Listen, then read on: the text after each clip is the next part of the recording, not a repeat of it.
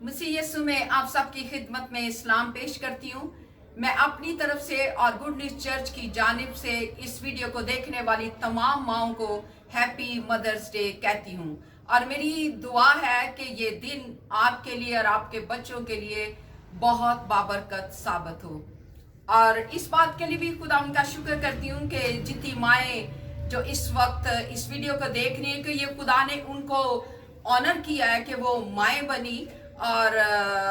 माएँ बनने के साथ साथ वो अपने बच्चों को, अपने खानदानों को आप लोग संभाल रही हैं और इस बात के लिए खुदा उनका बेहद शुक्र है। और इस मौके पे मैं आपको ये कहना चाहती हूँ कि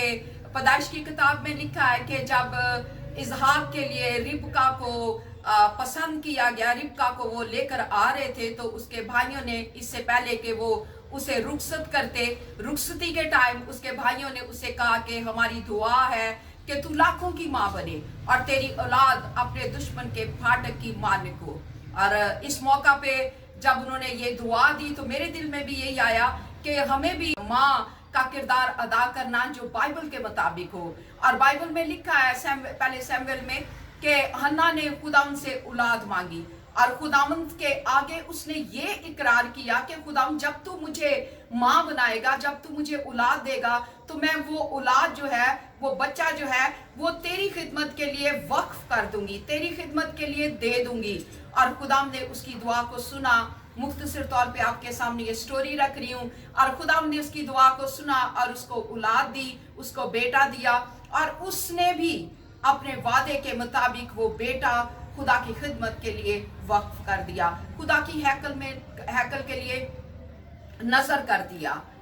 तो ये नहीं कि वो सैमुएल अपने माँ बाप को मिलने नहीं आता था, सैमुएल अपने माँ बाप को मिलने आता था, लेकिन ज्यादातर वो खुदा के हुक्मों को मानना, खुदा की खिदमत करना, खुदा के पैगाम को लेकर जाना। तो इस मौके पे मैं आप लोगों को ये कहना चाहती हूँ कि हम सबको भी, जो हम माएँ हैं, हमारी ये जिम्मेदारी है कि अपने बच्चों को हन्ना की तरह, रिबका की तरह और बिब्लिकल जितनी माएँ हैं उनकी तरह का किरदार अदा करें। अपने बच्चों को इस दौर में जो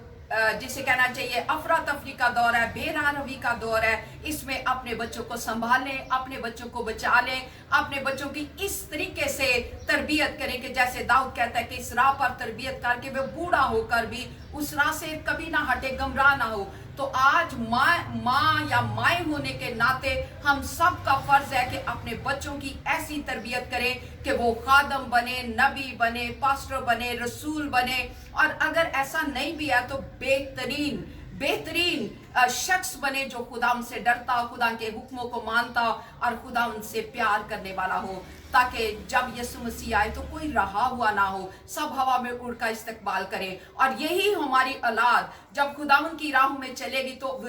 ये दूसरों को बचाने का वसीला बनेंगे, ये बच्चे दूसरे बच्चों को खुदा के घर में लाने का वसीला बनेंगे। God bless you.